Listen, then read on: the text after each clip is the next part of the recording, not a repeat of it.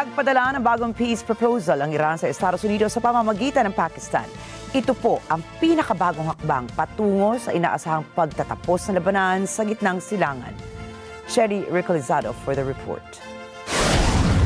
Nai-deliver na ng Pakistan sa Washington ang pinakabagong 14-point peace proposal ng Tehran na hindi malayo sa naunang version nito na tinanggihan ng US.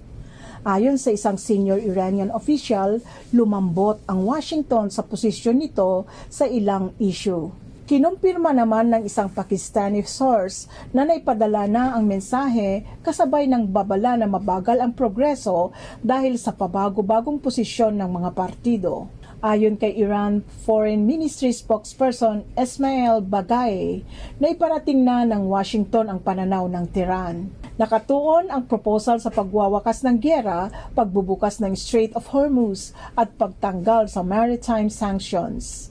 Ipagpapaliban ang iba pang mga isyo tulad ng programang nuklear ng Iran at pagpapayaman nito ng uranium. Ayon sa source, lumambot ang Washington sa ilang punto tulad ng pagre-release sa ilang frozen assets ng Iran.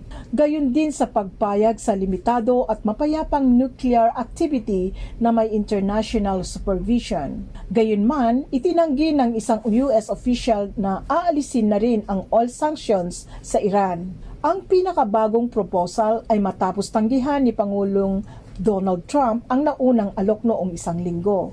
Cherry Recolizado, Net25 Americas para sa mata ng Aguila International. Trusted, connected, on point.